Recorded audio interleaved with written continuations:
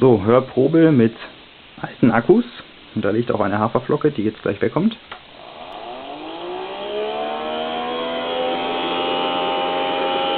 Naja, immerhin.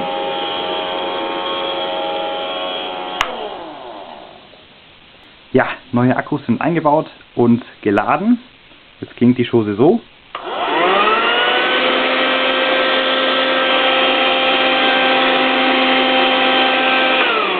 Ne?